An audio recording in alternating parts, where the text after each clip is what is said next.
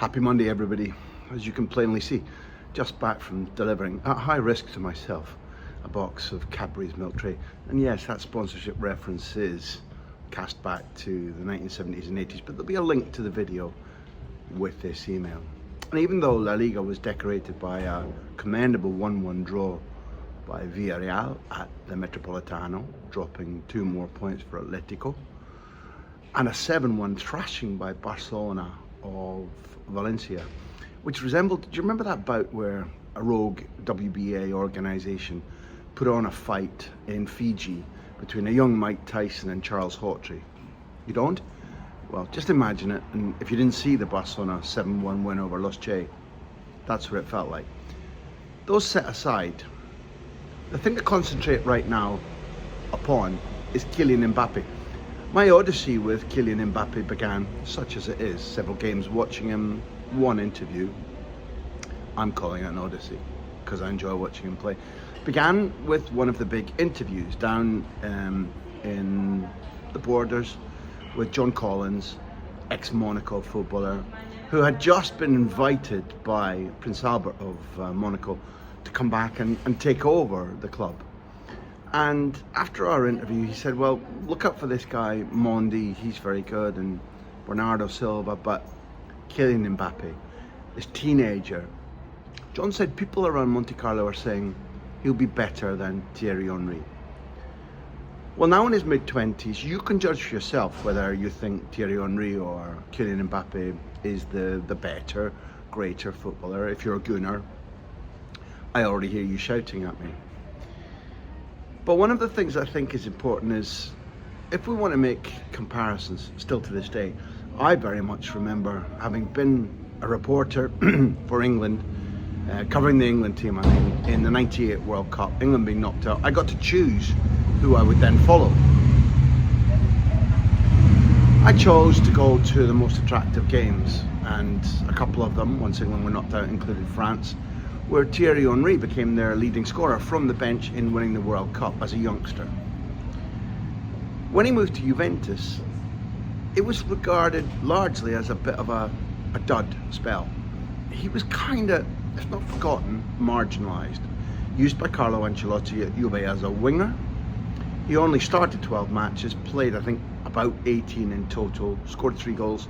And I was sent to watch him when there were rumours of Sven-Göran Eriksson potentially being England manager, when Henry was at least on Arsenal's radar.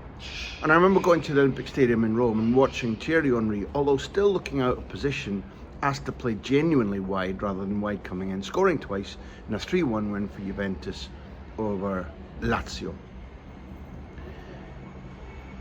It's to remind you that the furore in Spain about Mbappe at Madrid could be put in context of Thierry Henry having a very unhappy, unproductive time at Juventus, taking a little while to settle in at Arsenal.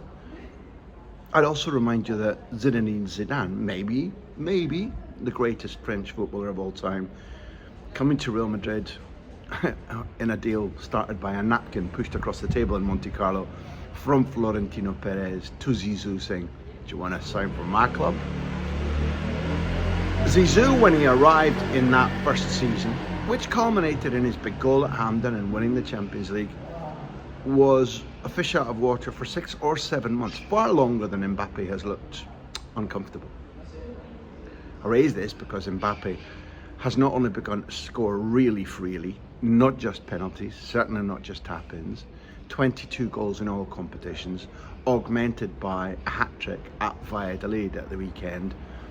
And I'm going back to a theme deliberately because I hope that in this community we share ideas, and if you don't agree with me, you can feel free to say so.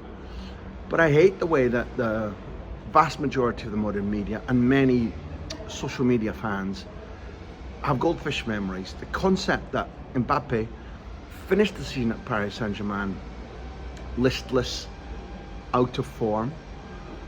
We were filming, Zoom Sports, Duncan McMath, Mark Guillen and I were filming the Luis Enrique documentary, No Tenéis Ni Puta Idea, You Have No Fucking Idea. during those months when Mbappe finally announced he was leaving, he was going to go to Real Madrid, Luis Enrique often put him in the stands, cajoled him into playing differently, in some spells playing better. But if you look at the way in which Mbappe played in the semi-final for PSG against Dortmund, he was out of sorts, slow, listless. When I was covering Spain in the European Championship, their semi-final against France began with Mbappe looking as if he was going to run riot, and then not doing so, running out of steam, looking tired and listless. He then gets a very, very brief holiday and 5 days of pre-season training before he's supposed to adapt immediately to a Real Madrid that's got no Nacho, no Joselu, no Toni Kroos, a Real Madrid that's replete with success, that maybe there were one or two rusty attitudes. He's got to begin to play for a new coach in Ancelotti again. He's got to play with Rodrigo and Vinicius for the first time, and he's not in shape. But people just ignored that. People ignored that elite footballers used to get 4 or 5 weeks of proper pre-season preparation, and they used to get 5 or 6 weeks of rest, mental and physical. Mbappe has taken a minute or two to figure out movements, automatic ideas. He's scored in all the finals that he's been in so far for Real Madrid, won them at least. And what's happened in recent weeks is, well, lo and behold, he's in shape. He's confident. He doesn't have to think about his first touch or his finishing. His pace is once again not just fast, but explosively fast. He's really enjoying himself with Rodrigo and Vinicius. And the goals he's been scoring recently, including one absolute perler against Las Palmas, one in the midweek against Salzburg, where he, dirty word, he pressed the goalkeeper. Pressing, that's what Mbappe used to think. But he pressed the goalkeeper, rolled them and scored. And then 3, 2 of which were very, very good in my opinion, against Valladolid. He looks like the Mbappe of, okay, maybe the very best PSG days, but he looks like the Mbappe that John Collins was saying back in Monaco days. Remember when Monaco took Pep Guardiola's Manchester City to the cleaners? Remember that? Remember what Mbappe made you feel when you saw him and Griezmann winning the World Cup in Russia? That's what Mbappe is back to now, because he needed a little bit of adaptation and he needed to be physically and mentally fit. To watch him now is a joy. Whether you're a merengue, whether you're a culé, a colchonero, really, unless you're a die-hard fanatic, doesn't matter, because this is joy on legs. There was a nice, the media in Spain I slag off a lot, media all around Europe in some instances. But there was one writer who said last week, Mbappe now doesn't think, he flows. I love that. It's a beautiful description. And he makes it worth following him, following La Liga, following Real Madrid, because at the moment, it's ecstasy. It's beautiful.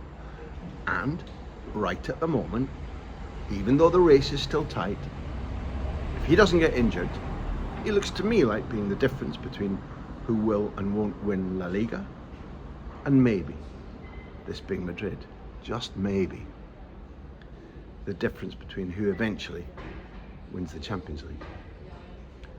We shall see. Stay tuned. Tell everybody to have a look at www.revistadelaliga.com, because that's where we live now.